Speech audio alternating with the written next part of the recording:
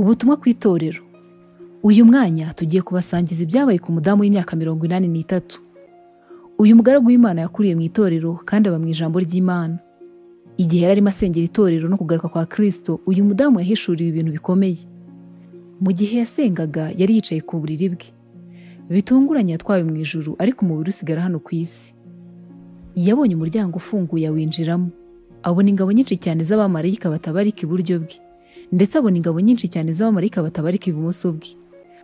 Hagati yabo abona umucyo urabagirana cyane w'uwicaye ku ifarashi y'umweru. Yari yambaye ikamba ku mutwe we. Ku matako ye hari handitswe ngo Umwami w'abami, Umutware w'abatware. Mu maso he yararabagiranaga cyane ku buryo bitashobokaga kumureba. Maze asobanukirwa agendeye ku byanditswe ko ari Kristo Yesu. Nyuma y'ibyo yongeye kubona abamarayika benshi batabarika birukaga hirya no hino kandi bakazunguruka ku meza ahantu hanini cyane. Ntiyashoboye gusobanukirwa ibyari birimo biraba. Nuko afatwa na Yesu aramubwira ati, aba bamarayika barimo kwiruka bakora ibintu byose vuba vuba, kuko bari gutegura amafunguro y'ubukwe, kandi ibintu byose birateguwe. Itegeko ryamaze gutangwa na Data kandi ibintu byose biteguwe neza. Yagize ati, igihe nazamurwaga mu ijuru narebye mu isi mbona ibihumbi n'ibihumbi by'abadayimoni benshi. Nuko bituma mbaza Umwami Yesu nti, abadayimoni nabonye ku isi bisobanuye iki? Yesu aransubiza ati, iminsi ya nyuma abadayimoni bazakwira isi kurusha ibindi bihe byabanje. Ubu rero bageze mu isi, niyo mpamvu abatuye mu isi bari mu gihirahiro. Aba badayimoni bashaka konona abantu banjye, bashaka kubatandukanya n'aho ndi, kubababaza, kubatatanya no kubarangaza kugira ngo batitegura kugaruka kwanjye. Uyu mudamu arongera arabaza ati, mbese abantu bawe bizabagendekera gute? Aba badayimoni bateye ubwoba. Maze Umwami Yesu arasubiza ati, reba, uyu mudamu abona ingabo zifite ubutware z'abamarayika benshi batabasha kubarika. Maze Yesu aravuga ati, reba, ingabo zanjye zose ni nyembaraga, zirahari ngo zikize kandi zibohora abantu banjye. Abo bose banyemeye nk'umwami n'umukiza w'ubuzima bwabo, kandi bakanyemera n'umutima wabo wose. Uyu mudamu arongera arabaza ati, none se abantu bose bari mu isi ntabwo ariko bose ari abawe? Yesu amujyana mu cyumba cyuzuye indorerwamo maze amuha ikanzu yera. Amaze kumuha ikanzu yera amwereka uburyo umwenda wasaga umweru kandi utagira ikizinga.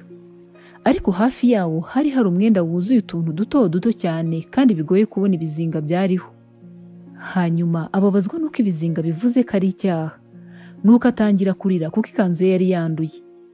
Uwo mwanya Yesu yinjira mu cyumba aramubwira ati, urareba mwana wanjye, nubwo wavukiye mu itorero kwakuze umva ubutumwa bwiza ko ari umugaragu wanjye, ko amavi yawe yangiritse kubera gusenga, nubwo wakoze ibyo byose hari ibintu ntakunda muri wowe. Ugomba kwezwa ukihana. Akomeza amubwira ati, ngiye kukwereka ikintu gikomeye. Nuko Yesu afata uwo mudamu amujyana mu itorero basengeramo.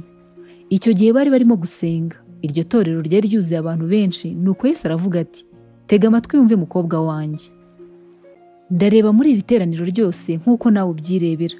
Nta kanzu ikwiriye yera irimo, kandi amakanzu yanduye cyane nayo abayobozi n'abakuru b'iri torero. Reba witonze. Nuko umudamu nawe arareba asanga bose imyambaro yabo iranduye. Imyenda imwe yarishwanyaguritse, indi yari yuzuye amabara kandi yari umwijima. Yatunguwe cyane n'iyerekwa maze atangira kurira, kuko mu itorero rye nta n'umwe wari wambaye umwenda wera.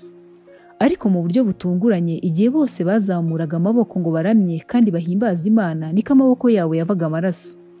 Yesu aravuga ati, aya maraso ubona mu biganza byabo ni amaraso y'ibyaha bakoze n'ibyaha bagikora. Ntugire ngo ni amaraso ya Yesu Kristo yoza kandi agakuraho ibyaha. Ibi byaha byabo bituma amasengesho yabo atagera ku ntebe y'ubuntu bwanjye. Yesu akora ku mitwe y'abantu. Uwo mwanya ibitekerezo byabo bitangira kumvikana. Ibitekerezo byabo byari kure y'Imana. Bari aho basenga baramya Imana, ariko ibitekerezo byabo byari byibereye ku bintu by'ubuzima bwa buri munsi bw'abantu, ibyo kurambagiza, kohereza imeri n'ibindi. Abantu batekerezaga inzu, abandi imodoka, abandi batekereza abana, kugeza amateraniro arangiye. Maze Yesu arongera aravuga ati, ubonye ko ibitekerezo by'abantu bari mu iteraniro badahindukiriye kandi batitaye ku Mana, ahubwo bibereye mu bintu by'ubuzima bw'isi. Iyi niyo mpamvu gusenga no kuramya kwabo kutagera ku ntebe yanjye. Ntabwo bitaye ku bwami bwanjye no kugaruka kwanjye. Amfata ukuboko anjyana mu yandi materaniro atandukanye. Yesu aravuga ati, iri torero ryo sinjya ndisura na gato. Gufungurwa kwaryo nta ruhare mbifitemo. Basuye amatorero menshi ku isi yose. Maze umudamu arabaza ati, ubwo bimeze gutya ninde wabasha gukizwa? Yesu arasubiza ati, ni abazamesera kandi bakeza imyenda yabo mu maraso yanjye. Yahise amujyana kureba yitegeye amatorero, abona Yesu arira cyane. Yakozwe ku mutima cyane no kubona Yesu arira muri ubwo buryo. Aravuga ati, Yesu urira kundusha? Yesu arasubiza ati, yego mwana wanjye, ikibabaje kandi kibi cyane ni uko bose bibwira ko bakijijwe. Maze umudamu arabaza ati, Yesu, nihe mpamvu wampishuriye ibi byose? Umwami arasubiza ati, tega amatwi wumve.